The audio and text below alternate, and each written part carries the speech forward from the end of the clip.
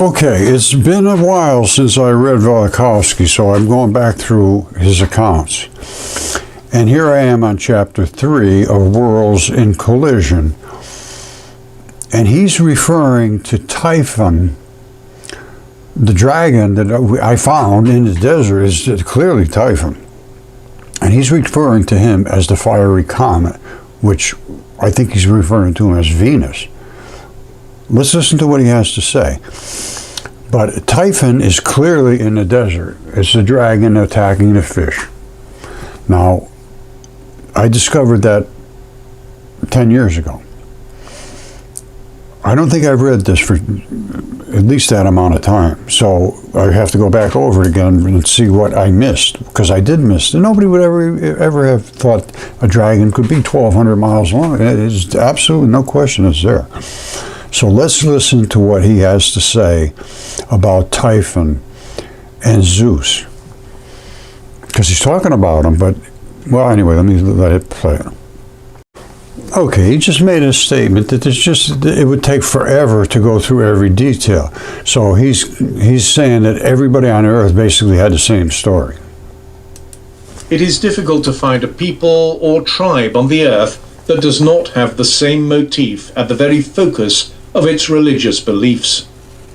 Since the descriptions of the battle between Marduk and Tiamat, the dragon, or Isis and Seth, or Vishnu and the serpent, or Krishna and serpent, or Ormuzd and Ahriman, follow an almost identical pattern and have many details in common with the battle of Zeus and Typhon, I shall give here Apollodorus's description of this battle.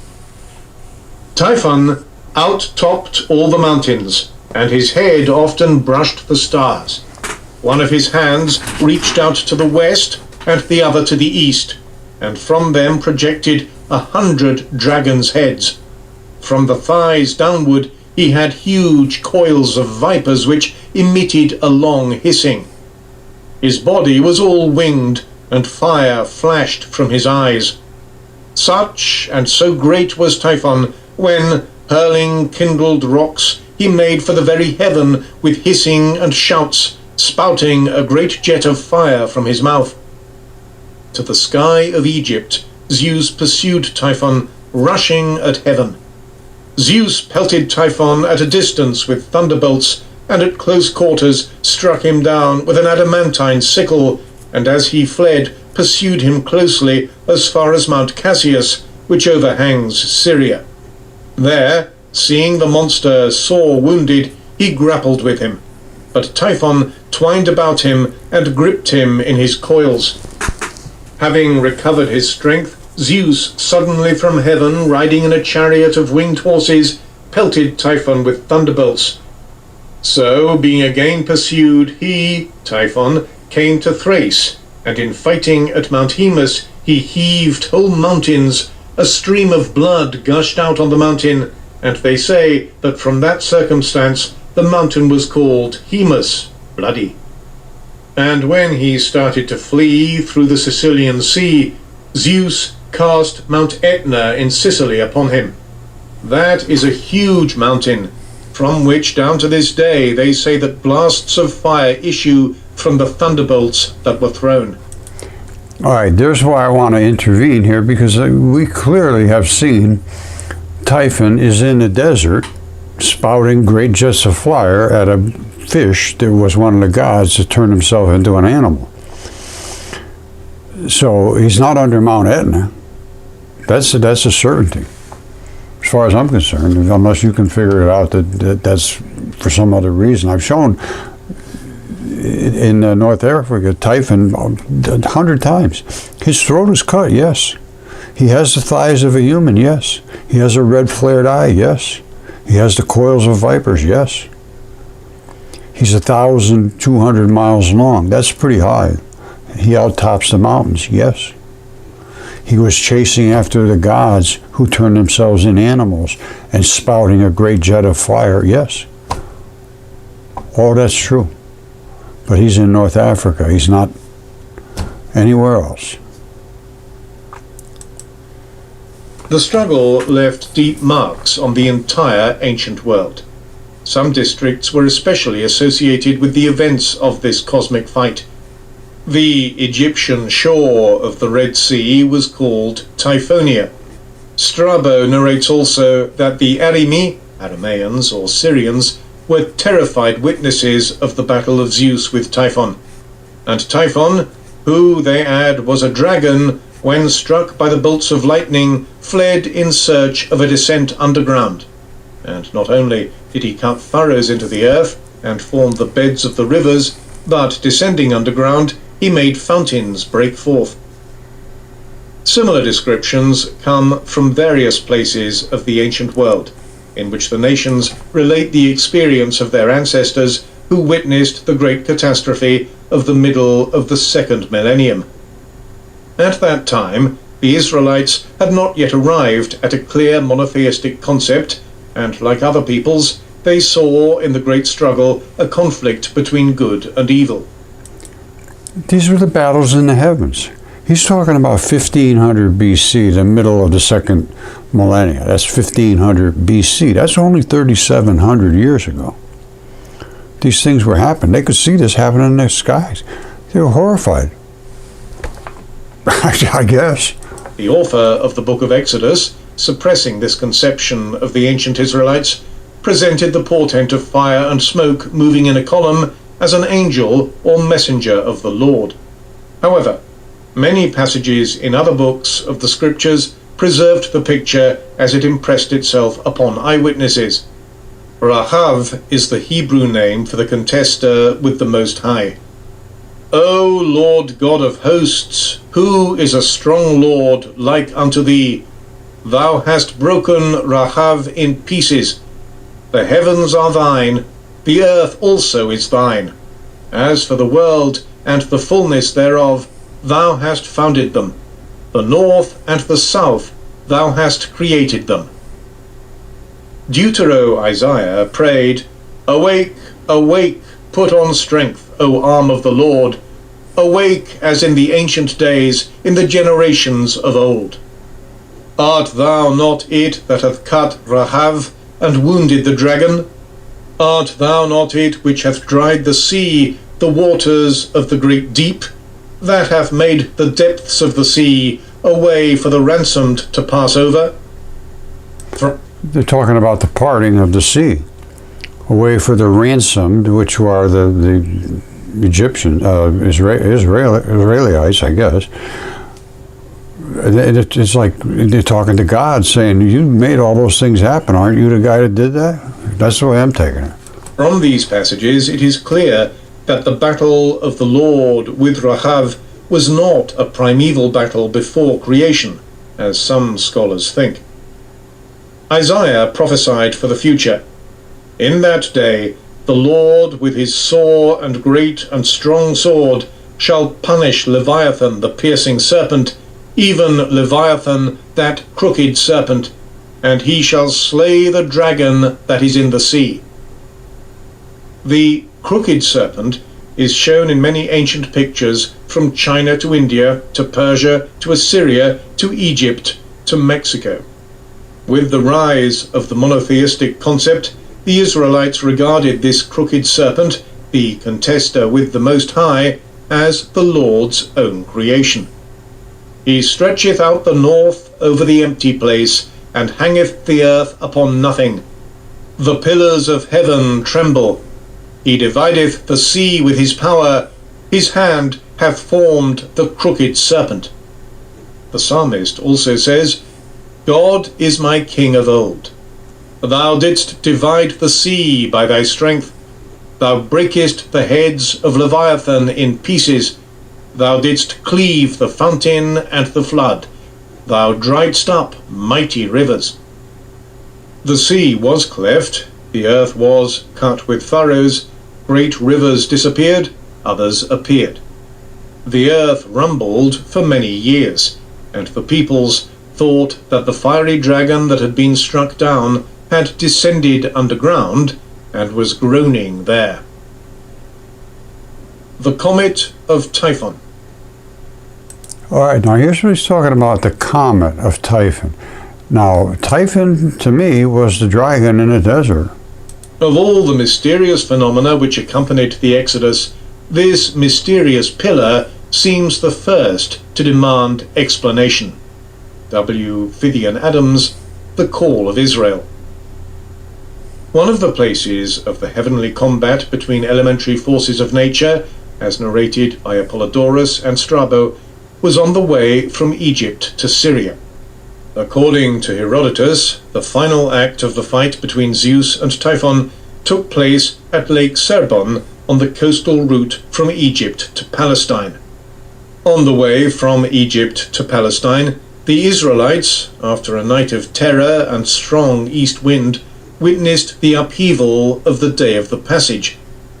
These parallel circumstances lead to a conclusion that will sound somewhat strange. Typhon, Typhoeus, lies on the bottom of the sea, where the spellbound Israelites saw the upheaval of nature. Darkness, hurricane, mountains of water, fire and smoke, recorded in the Greek legend as the circumstances in which the battle of Zeus with the dragon Typhon was fought. It sounded to me like he said it was laying there in the sea, dead apparently, and smoke and everything's coming off him. Let's just go back a second here to... Mountains of water, fire and smoke, recorded in the Greek legend as the Israelites lead to a conclusion that will sound somewhat strange. All right, now listen carefully. Typhon, Typhoeus, lies on the bottom of the sea, where the spellbound Israelites saw the upheaval of nature. Darkness, hurricane, mountains of water, fire and smoke, recorded in the Greek legend as the circumstances in which the battle of Zeus with the dragon Typhon was fought. In the same pit of the sea lie the Pharaoh and his hosts. Up to now, I have identified Rahav Typhon as a comet. But if Typhon lies on the bottom of the sea, is he not the Pharaoh? Well, I never considered that. Let me see. This would mean that in the legend of Typhon, two elements were welded together: the Pharaoh, who perished in the catastrophe, and the outrageous rebel against Zeus, the Lord of the Sky.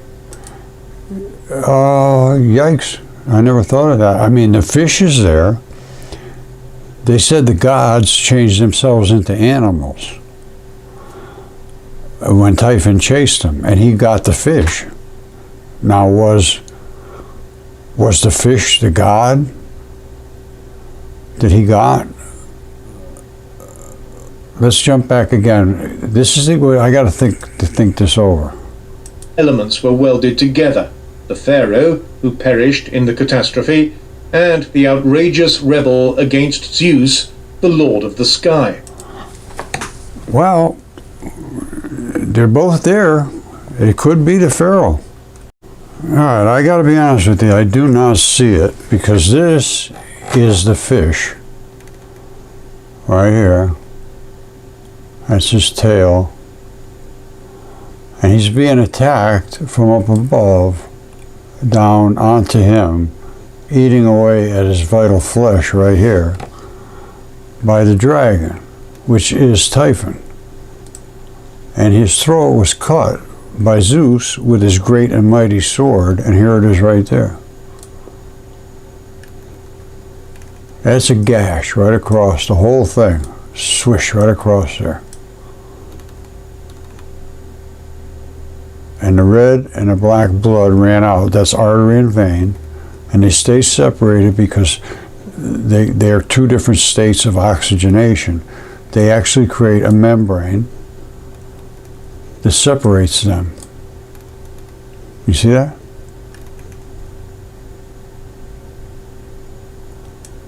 The black grows nothing. The red grows anything in the desert and everything. That's the red blood in your body. And this is in the body, it's blue, but it's black when it comes out. And they separate from each other. They don't. This is iron banding. They don't want to touch each other. So this is Typhon's neck, and these are all his dragon scales. You see, they go down that's his throat, dragon scale throat. This is called the Dragon River, the Drach River. all the way up his throat, all the way up, all the way up, all the way up, all the way up, all the way up, all the way up, all the way up to here, where he spit out great jets of fire against this god, which is now a fish. Now they're both laying here carcasses. Here's his red flared eye he talked about. The 50 heads, I can't find them. But I did read somewhere that Typhon, Zeus burnt the heads off.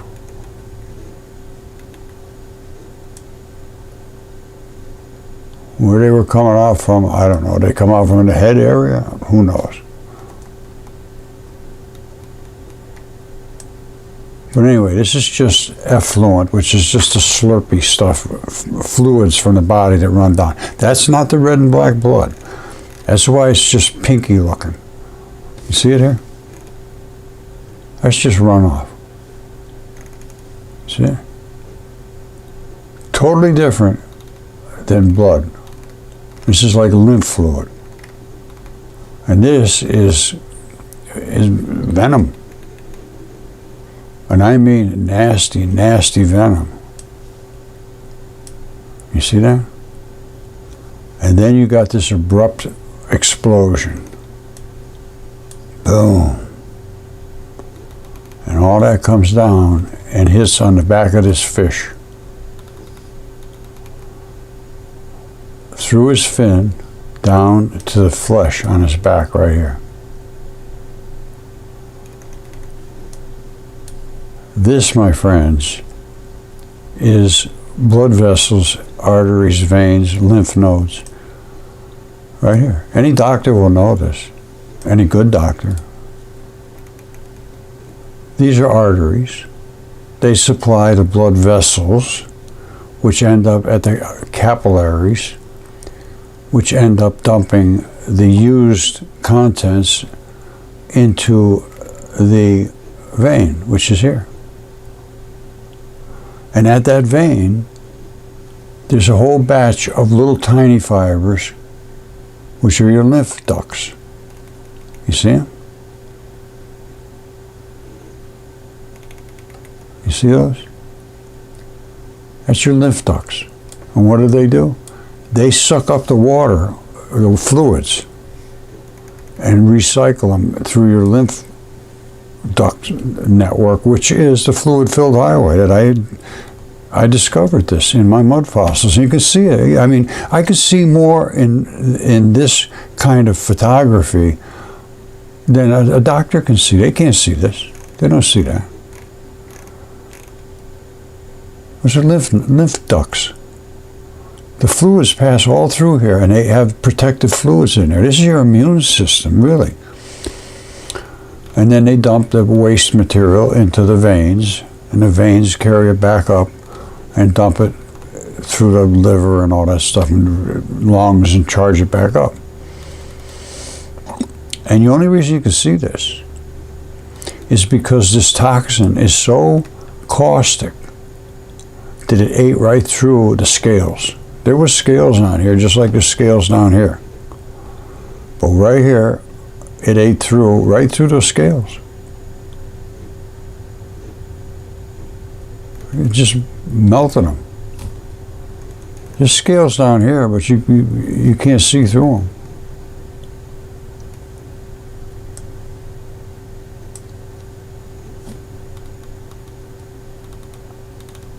But up here you can see right down into the flesh. And you can see the lymph nodes right here are dying. They're being killed by that attacking venom. And it's attacking right over here into that network of lymph. And this is intelligent stuff. This lymph knows where to go. You learn a lot more about this than just something fantastic, big, gigantic creatures. This is biology. This is how biology works. That lymph is a transporter of toxins. So what's happening here? You got your toxins coming in, and they says, we got to get these out of here. I send all the guys you got over there right now. And they come over here. There's a zillion of them.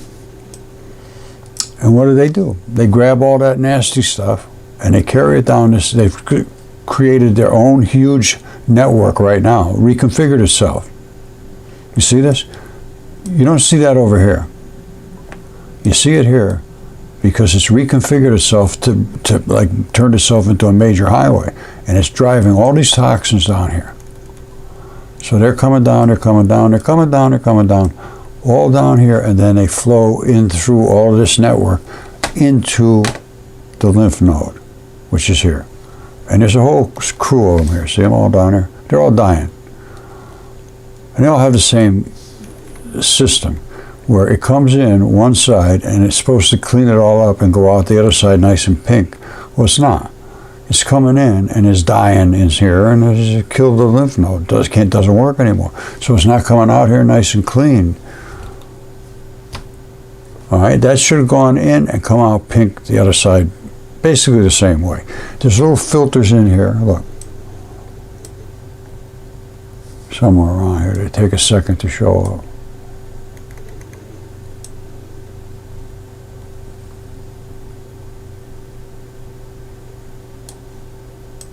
Oh, here they are. You see the filters? This stuff comes in. All this is all nasty, nasty stuff. And it's supposed to keep it here until it can sort of work it. And it goes in here, and right there should not be black like that. It's dead. Can't do its job. So coming out here, you got all this just nasty stuff. It's no more pink. Is dead. So this lymph node has been killed by the toxin. That's really basically what lymph cancer is, where the lymph nodes cannot handle the toxins. And instead of being nice and fresh in here, they turn black.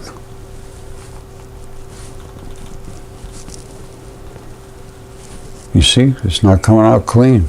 It's going in, but nasty, got all nasty stuff, but it's still being flushed with fluids. It's supposed to come out clean, go back up and get some more. Same thing's happened to this one. Same stuff. Coming in good, going out bad.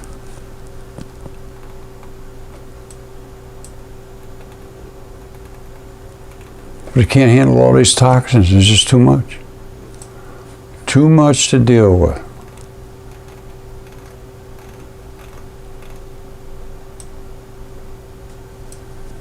Never saw that before.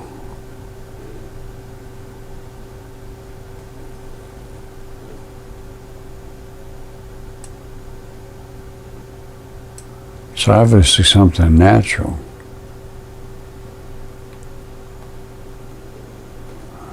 Doesn't look like anybody's been driving up here, whatever that is.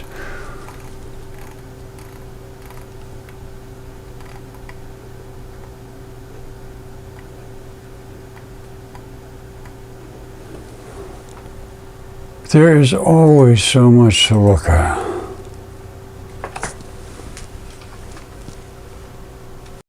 All right, so my claim is he's 1,200 miles long. 1,212 miles. Where from where? Well, maybe I'm a little over here. Let's go back to here. 1,209 miles. That's the tip of his nose. Here's his head, comes over here, all the way down his dragon-scaled throat. All right, don't forget, we're going 1,209 miles. All the way down his throat. All the way down his throat. Where does it go next? Across his body. Where's his body? From here to here. That's his body. These are his thighs of a human. That's the only thing they talk about him being human is his thighs. Now we continue down his dragon-scaled body and feathery and everything else, and it keeps coming this way. He poops right here. That's why there's so much greenery here, because poop runs green. And there's where it comes out. And it's a cloaca. because the poop is right here, and this is the fluid side. And then they add together and discharge below. And they come out right here and form to this, which is just, I don't know what to think about that. Look at that. Let us settle in. Don't forget, we're talking 1,200 miles from the beginning to the end here now.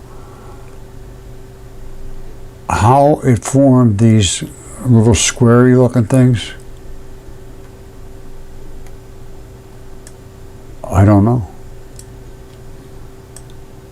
But it appears to be some kind of poop. All of this is running down right from the poop. That's where it poops. All that's running down here is this poop. And this is the fluid. That could be the poop.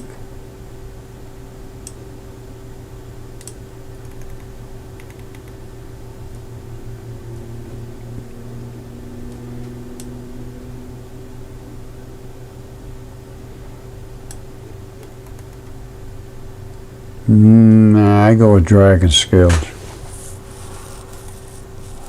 Yeah, that's not poop.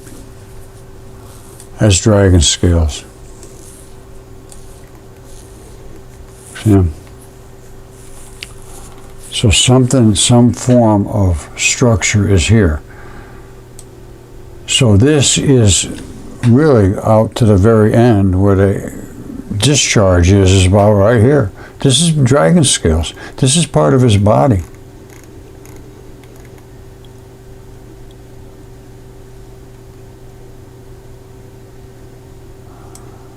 This is like right at the rectum. Right here. Comes down out of here, right through here, and whatever this piles up here, whatever.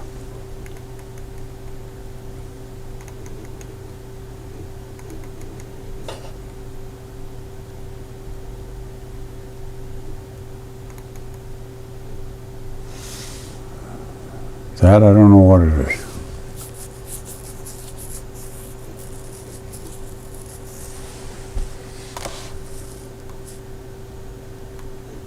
It looks like this stuff piled up here. That doesn't look like it's tissue, but it could be.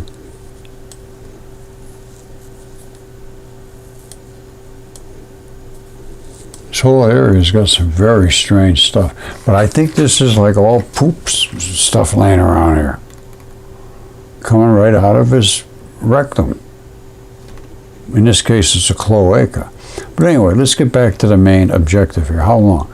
Right from his head. Here's his tail. These are all dragon scales all the way down here. You see them? Whoops. Dragon scales all the way, all the way, all the way, all the way, all the way down. And he's got a lot of blood in here. And here's something going on here. I don't know what the hell that is. Now, as it comes down, down, down, down, down, you're going to see right here, there's transition metals. All right, they're all running out of here. That's from blood where it was cut. That's why they're colored transition metals.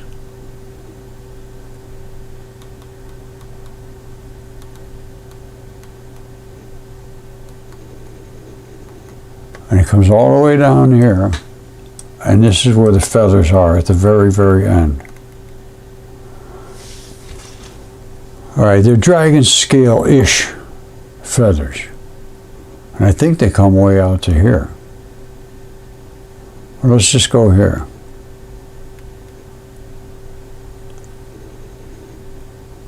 It's got to settle in.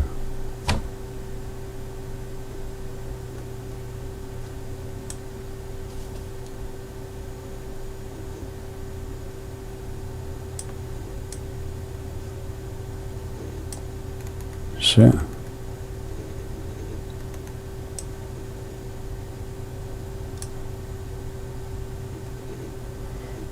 These are some kind of feathers or something way out at the end here.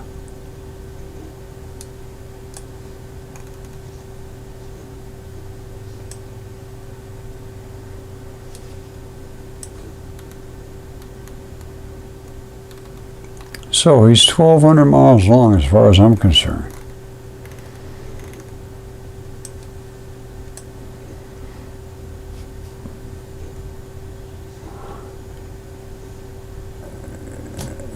And that fits exactly what they talk about in the ancient texts. It's the end of his tail. These are cities.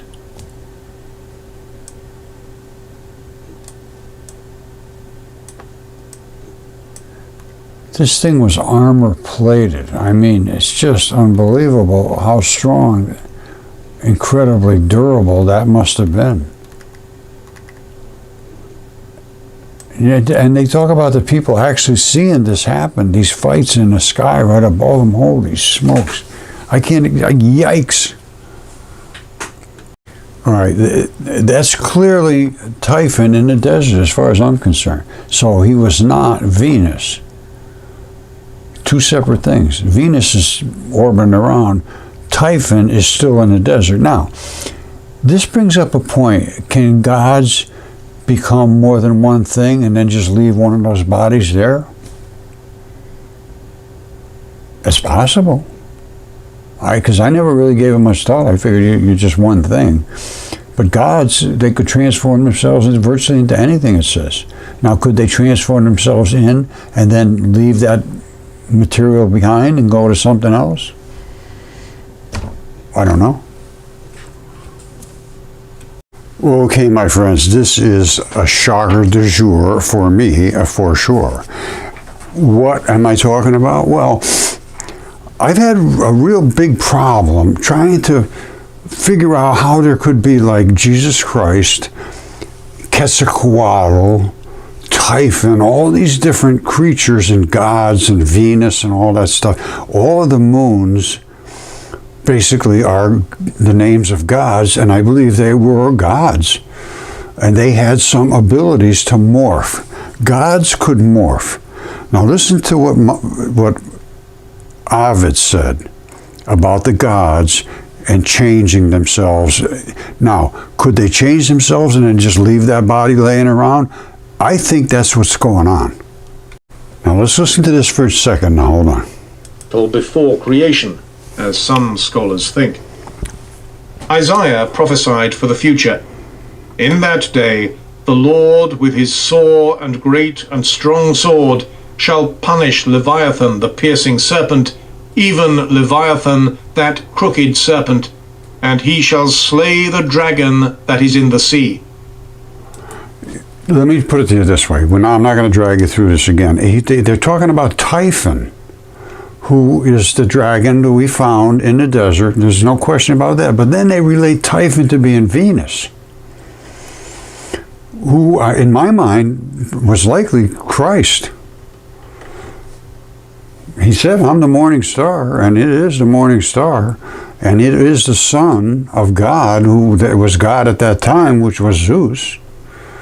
Venus was born from Zeus, and it almost hit Earth, just like it says in the ancient text, and then it smacked into Mars and killed Mars. It was a weapon of vengeance, basically, to wipe out the giants off the Earth and wipe out Mars completely, because apparently he didn't like Mars. But they associate Venus to Typhon. So could Venus, being a planet, come down and leave Typhon behind and go back to Venus being a planet, and Typhon's here just as matter, inconsequential, I don't know, consequential, inconsequential, who knows? Because Jupiter, there's no question, Jupiter is a planet, but Jupiter is Zeus. That's a fact. It has a place where the birth of Venus came from. Plus, they talk about him having a cleave to his forehead and Athena being born fully armed. They ate the kids. They would eat the kids so that they never had children, because they knew they were going to get overthrown. As a matter of fact, I think Zeus ate Metis. his wife. I'm pretty sure. Hold on. All right, yeah, Zeus did eat Metis, which was his wife, and she was pregnant, and he was foretold that she was going to give birth to a child that would overtake him. So he ate Metis, and but he did give birth to Athena out of his forehead, because apparently she gave birth to Athena inside Zeus's body. And Athena had armor and was fully grown, and the whole 9 yards. And all of a sudden, in his head, he started to have a headache. He called Hephaestus in. He cleaved his head open, and she popped out screaming, "Yeehaw!" screaming war cries with a shield and armor and spears and everything else. And she was fully grown from within his body. These gods didn't die. That's why they had to eat him. They couldn't just kill him. So that brings up the point, could they go, there's no question, if any of this stuff is correct, what I'm talking about, Zeus did not take the planet Jupiter down with him to Earth. The planet Jupiter stayed. He somehow morphed down to Earth and had sex, in copious amounts with the women on Earth. That was his big deal. He was a sexual god, a predator. All right, I don't know if this makes sense or not, but if this was Typhon here was literally a god sent by God, and maybe even God's son, and this over here on the other side of the ocean is Quetzalcoatl, right there, with his headdress, his throat coming all the way up the whole East Coast. He was regarded as Venus to the Mesoamericans. They talked about him actually being Venus, Quetzalcoatl. So he was a god to them. And on the other side of the pond here, we had Typhon. Was he a god? I don't know. Could they have been the same creature? I don't know. Could they leave one body behind and pick up another one and leave that one behind and then go back to Venus if it was Jesus and he is Venus? I don't know. All this stuff is extreme speculation. But I do know we got gods or giant creatures, no question about that. And Quetzalcoatl is bigger than Typhon. And Scorpzilla is the biggest of all. He goes all the way from here, all the way up the west coast, all the way up to here. And he's got a scorpion pincher right at the end here that injects out stuff. And it pivots right on this pin. And that retracts right up into this pocket right here. Zip. And then when it discharges, snap, it snaps in. Zip. And that juice would have been going into whoever it snapped into. And this is right out of Alaska. Here's his head. It runs all the way up the East Coast. All the way up. And I showed you up here on in Oregon the membrane. There's a membrane. This is on the ocean, on the edge of Scorpzilla's body. 6 foot thick membrane. That's on his body. That's why he's so big. It's absolutely stunning, but it's true. When something's true, it's true. I can't make it untrue. There is no untrue here. It's true, it's true. 6 feet thick. This can be tested. This has to be looked at to be tested. They say, oh, not peer reviewed. They won't peer review it because they know they're lost out. And they're not going to look too good. And now they're looking worse and worse and worse. When you won't do your job, then you got a real problem. When you just made a mistake, you made a mistake. Nobody ever expected this. Nobody in history could have ever predicted this. All right? And it is the biggest discovery in human history, that this stuff was true. They didn't even know this stuff when Christ was around. They had no clue this stuff was this big, I don't think. But right off the coast here is where that skin is. It's right on the edge here. And he runs all the way up, and Mount Spur, which is my name, is his rectum. And it comes right down here. And this is actual poop.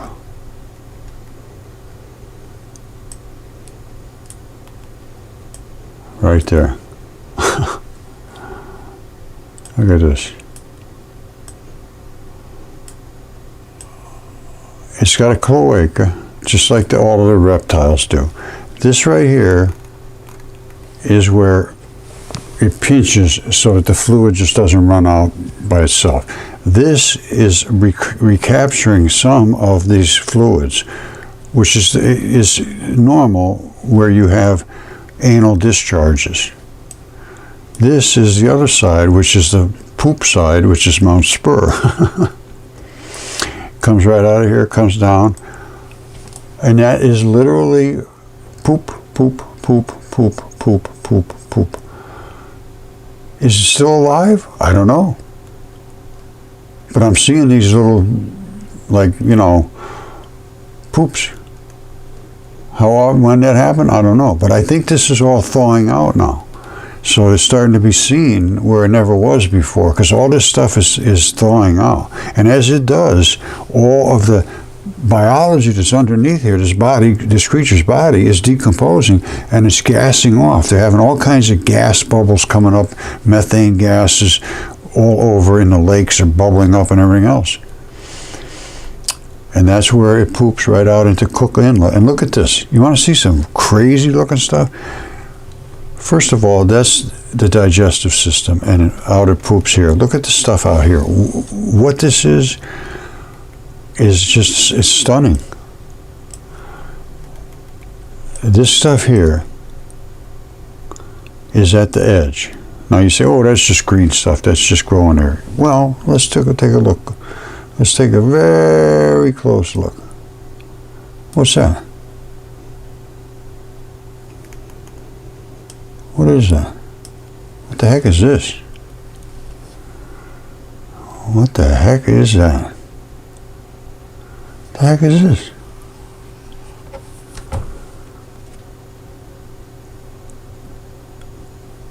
What is that? What is this?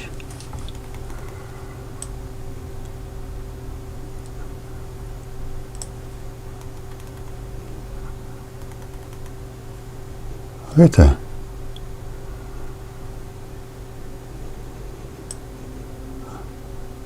Isn't that interesting? Isn't that interesting?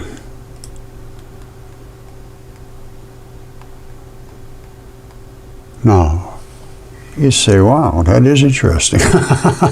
Well, I would expect you to say that. Maybe you wouldn't. But it is interesting. There is no question about that. Now, is it the only point of interest? Well, no. There's another one over here. You get the same thing. What is it? I don't know. It's biology. There's no question in my mind that's biology. If you could see that in any other possible way, well, I don't know how you think. This has some kind of, is it some serious transition here between here and here? I don't know. Some kind of a membrane area, whatever. This is totally different. Well, not totally. But you don't see any of this on this side, and you don't see this on this side. Of course, there's a little bit of a shadow, it looks like.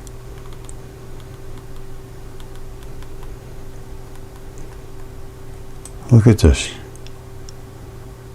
What the heck is going on here?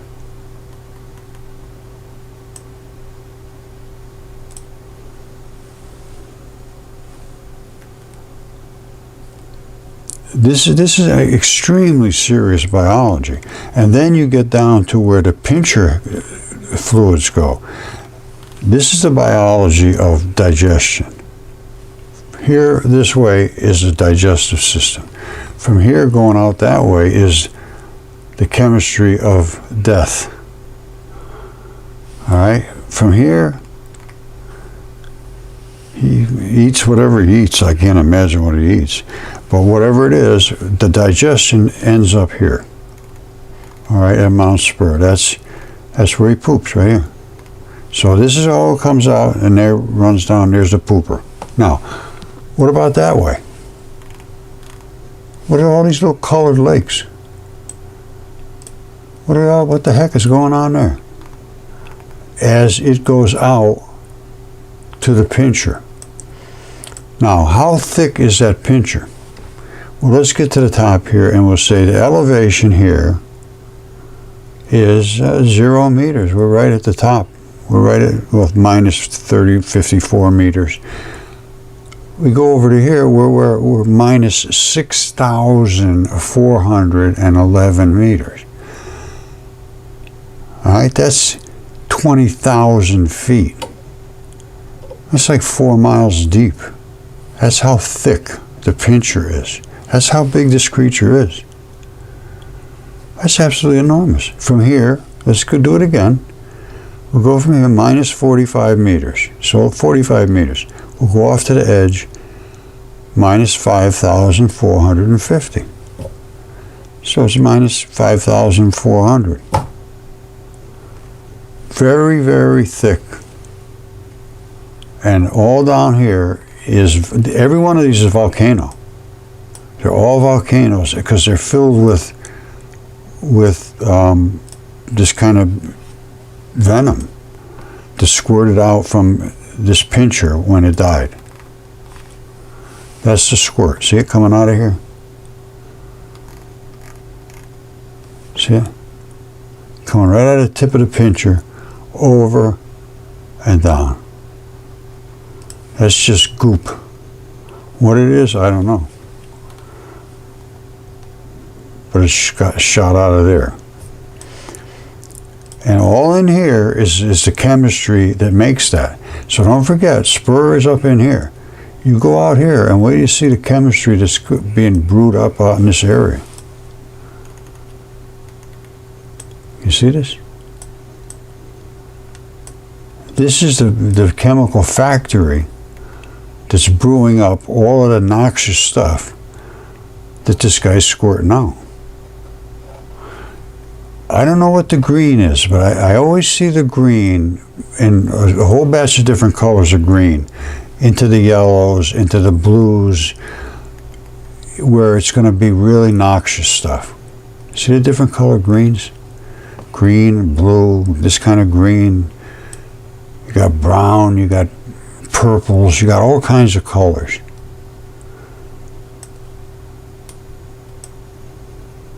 And that's because this is some serious chemistry. And then it squirts all that chemistry down this tube, right down there.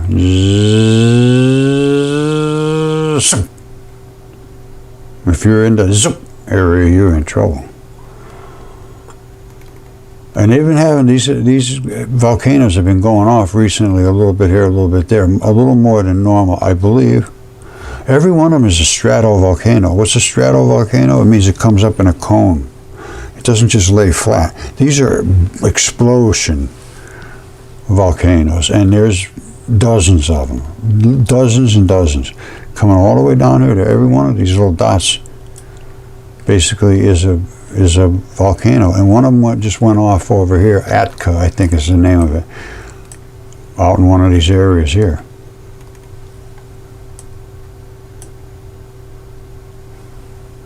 I don't think there's too many people living out here, or if anybody.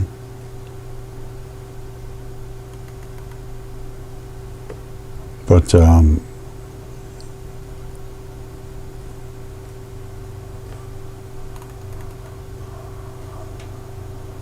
something's going on out here. You see all these little lines and things?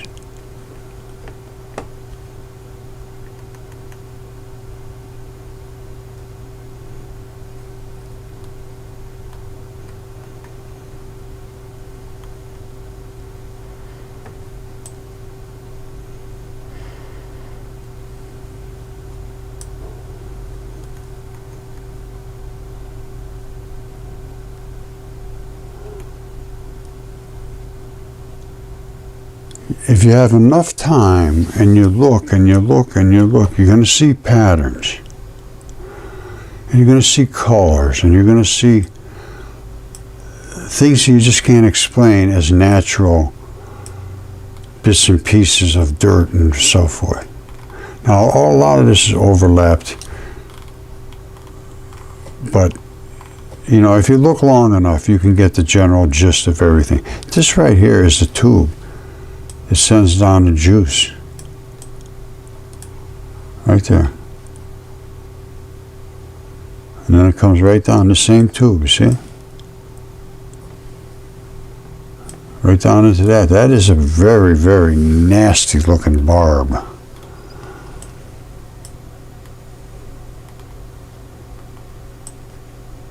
So if that doesn't change the way you think, if you haven't seen this before, sit back, watch it again. Take your time. Slow down. This is much more important than just the wow factor. This is what was history like? What is it? What's the future like? You know, who was Jesus Christ? If you just read the books they told you to read and you go every week to say 7 Hail Marys and you're going to be fine, well, you might be. I can't say you won't be. I'm not saying don't do that. I'm just saying Jesus himself said, search until you find. When you find, you will be disturbed. And when you're disturbed, then you will marvel. And I got messages from Jesus. I know that I've been told these things are for me to see and for you as a test. That was my message. After I got the message, go look in the woods, I did. I found the giants. I found that nobody was interested. And basically at the same time I found the giants. It said, these things are for you to see and for others as a test. I said, wow. And I really couldn't understand why the test. They're here, they're real, but they can't see them. They just can't see. Their minds are literally broken, and they've been taken hold of. That's all I can tell you. Because to deny the things that I show, you have to either be so incompetent that it's amazing you can breathe oxygen. You know, you got to have some competence even to just live your life and to breathe and go to the bathroom and everything else. These people don't have any of that. Or they just don't want to see, and they're frauds and liars. And they don't want God. They don't like God. And they're afraid to speak because they know what will happen to them in this environment of academic suppression. They have a hold of your kids, and they got them tight, and they got them enslaved. They're indentured servants now. And academia has not been fair. Not fair at all. Okay, so here we go, back at Velikovsky, and this is chapter 3. We're about halfway through, a little more. Here goes. The crooked serpent is shown in many ancient pictures from China to India to Persia to Assyria to Egypt to Mexico. With the rise of the monotheistic concept, the Israelites regarded this crooked serpent, the contester with the Most High, as the Lord's own creation. He stretcheth out the north over the empty place, and hangeth the earth upon nothing. The pillars of heaven tremble. He divideth the sea with his power. His hand hath formed the crooked serpent. The psalmist also says, God is my king of old. Thou didst divide the sea by thy strength. Thou breakest the heads of Leviathan in pieces. Thou didst cleave the fountain and the flood. Thou driedst up mighty rivers. The sea was cleft, the earth was cut with furrows, great rivers disappeared, others appeared. The earth rumbled for many years, and the peoples thought that the fiery dragon that had been struck down had descended underground and was groaning there. The Comet of Typhon. All right, here's the one where it's the comet of Typhon. All right, this is where it gets towards the comet of Typhon. Now, I'm starting to think that Typhon, Quetzalcoatl, all of them were literally the same god in a different body, and the body is still here, and it relates to the deity of that particular culture. That's all I can think. And Christ apparently was in that same realm. You know, not a serpent that I know of, but he was certainly morphed into a human being from a god status and back to a god status to recapture his light vesture. Now here it goes. Struck down, had descended underground, and was groaning there. The Comet of Typhon. Of all the mysterious phenomena which accompanied the Exodus, this mysterious pillar seems the first to demand explanation. W. Fithian Adams, The Call of Israel. One of the places of the heavenly combat between elementary forces of nature, as narrated by Apollodorus and Strabo, was on the way from Egypt to Syria. According to Herodotus, the final act of the fight between Zeus and Typhon took place at Lake Serbon on the coastal route from Egypt to... All right, I'm going to kick it in right here, and we're still in chapter 3. Here goes. Although the larger part of the Israelite fugitives were already out of the reach of the falling tidal waves, a great number of them perished in this disaster, as in the previous ones of fire and hurricane of cinders. That Israelites perished at the Sea of Passage is implied in Psalm 68, where mention is made of "my people that remained in the depths of the sea." These tidal waves also overwhelmed entire tribes who inhabited Tehama, the 1,000-mile-long coastal region of the Red Sea.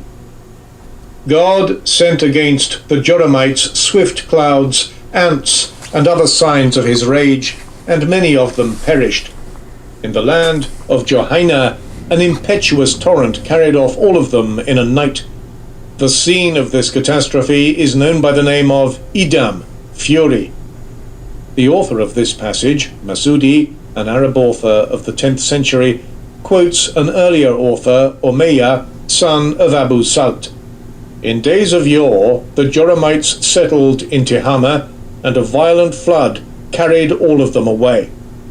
Likewise, the tradition related in Kitab al-Aghani is familiar with the plague of insects, ants of the smallest variety, that forced the tribe to migrate from Hejaz to their native land, where they were destroyed by Tufan, a deluge. In my reconstruction of ancient history, I endeavor to establish the synchronism of these events and the Exodus. The collapsed sky. The rain of meteorites and fire from the sky, the clouds of dust of exogenous origin that drifted low, and the displacement of the world quarters created the impression that the sky had collapsed. The ancient peoples of Mexico referred to a world age that came to its end when the sky collapsed and darkness enshrouded the world.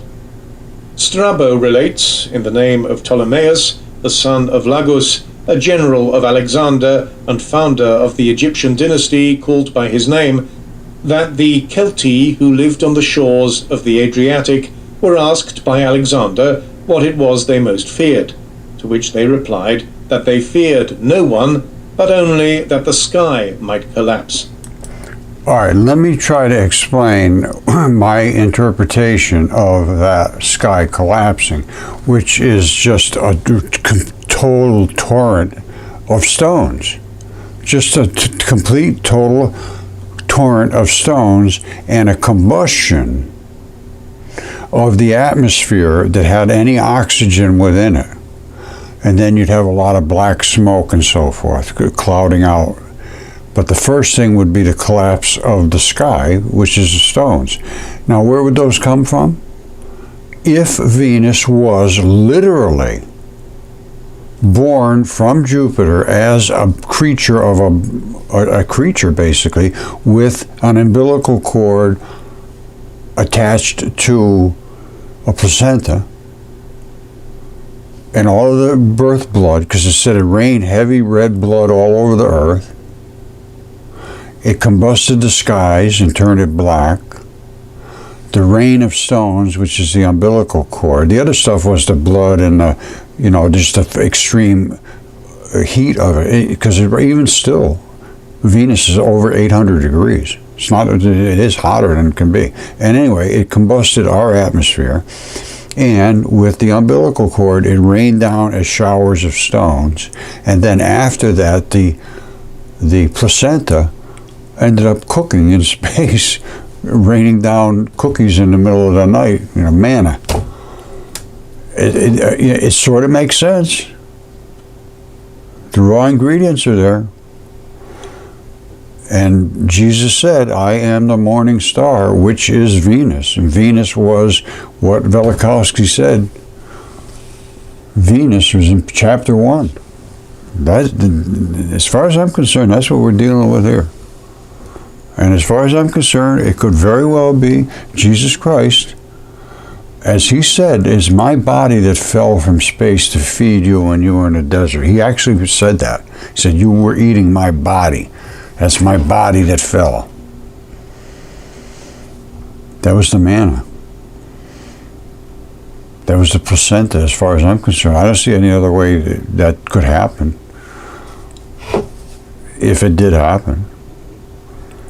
And the stones with the umbilical cord, they would break into a billion zillion pieces of tiny little stone rocks. I mean, not tiny, big, because of the size of the thing. It's a planet. But the umbilical cord is going to be dense, tendinous material with these little heavy-duty blocks. And when they break up into pieces, they just hundreds of thousands of millions of them. And that's what they're afraid of, the sky collapsing. So don't forget, Velikovsky went everywhere in the world. He didn't just take one. He went to here and here and here and here. And they all had the same story about the blood running here and there, pretty much everywhere. And then the stones, and then the sky going dark, floods, everything swept away in one night. And that was because of the impact. As far as I'm concerned, here goes. The Chinese refer to the collapse of the sky which took place when the mountains fell. Because mountains fell or were leveled at the same time when the sky was displaced, ancient peoples, not only the Chinese, thought that mountains support the sky. The earth trembled and the heavens dropped, the mountains melted, says the Song of Deborah. The earth shook, the heavens also dropped at the presence of God. Even Sinai itself was moved, says the psalmist. The tribes of Samoa in their legends refer to a catastrophe when, in days of old, the heavens fell down. The heavens or the clouds were so low that the people could not stand erect without touching them. The Finns tell in their Kalevala that the support of the sky gave way, and then a spark of fire kindled a new sun and a new moon. The Lapps make offerings accompanied by the prayer that the sky should not lose its support and fall down. The Eskimos of Greenland are afraid that the support of the sky may fail and the sky fall down and kill all human beings. A darkening of the sun and the moon will precede such a catastrophe. The primitives of Africa, in eastern as well as western provinces of the continent, tell about the collapse of the sky in the past. The Ovaherero tribesmen say that many years ago, the greats of the sky, Euru, let the sky fall on the earth. This is unbelievable. That's like everywhere. They're all talking about the same thing. And a lot of these different cultures didn't interact, is apparently, that's what I was led to believe. Velikovsky said they all had the same story, and a lot of them never even shook hands with each other. They didn't even know they even existed. But they had the same story, and it's yikes. Almost all the people were killed, only a few remained alive. The tribes of Kanga and Loanga also have a tradition of the collapse of the sky which annihilated the human race. Now, the collapse of the sky, would that be the impact of Venus into our sky, forcing it down, crushing it, like they said they couldn't stand up because it would condense the atmosphere. It would crush it and make it very, very dense. That's a possibility, because they could hardly stand up. It was so dense, pushing down on them. And that's exactly what happens when you force and, crush against the atmosphere. It's going to push down until it's just as thin as it can get, and you're going to be right under it. You can barely stand up, I guess. That's what they've said. Wow, I forgot all this stuff. I don't even remember if I read all this stuff before, but I'm going to read it now. Wanyoro in Unyoro likewise relate that the sky fell on the earth and killed everybody. The god Kagra threw the firmament upon the earth to destroy mankind. The tradition of the Kashinawa, the Aborigines of western Brazil, is narrated as follows. The lightnings flashed and the thunders roared terribly, and all were afraid. Then the heaven burst, and the fragments fell down and killed everything and everybody. Heaven and earth changed places.